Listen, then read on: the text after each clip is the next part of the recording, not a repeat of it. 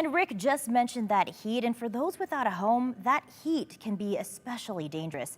Idaho's News Channel 7's Abby Davis joins us now with how one organization is making sure everyone has a safe, cool place for the day. Abby.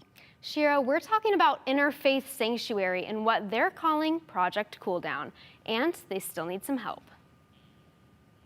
Behind Interfaith Sanctuary's building, a combination of AstroTurf, misters, and canopies are making all the difference for those without a home. We just want to make sure that people have choices and that they're safe. Executive Director Jodi Peterson-Stigers says Interfaith created Project Cooldown on Monday after seeing the toll high temperatures were taking on the homeless community. Last year, Interfaith leased an extra building for cooling thanks to federal COVID-19 funding. That lease is now up and space is limited. Interfaith serves about 150 homeless people each night, but during the day, those people do not have anywhere to go since the building is reserved for those in recovery. Peterson-Stigers says Project Cooldown is the solution. We saw a greater need and kind of started to panic and wanted to make sure that we could be a safe space to provide cooling down. Staff made a donor page for Project Cooldown only 2 days ago. The goal, to raise $2,500 for supplies. Peterson-Stigers says community members quickly exceeded expectations. Within 5 hours, it was at $6,000 of donations, and so we were able to go shopping immediately. Because of that money, several cooling areas are already in place, but the crew is not stopping there.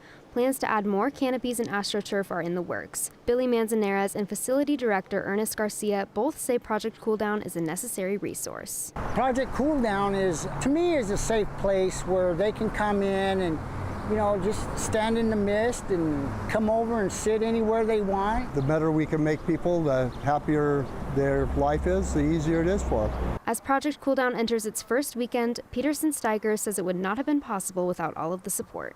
We are asked to respond very quickly as things change within this homeless community, as the numbers grow. You do have to be able to turn on a dime, and because of our community, we can.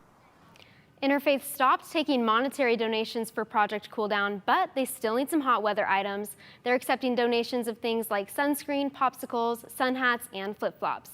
If you'd like to donate, you can drop off those items at Interfaith Sanctuary. Shira? Yeah, definitely a much-needed resource for folks if they're part of that homeless community. Thanks, Abby.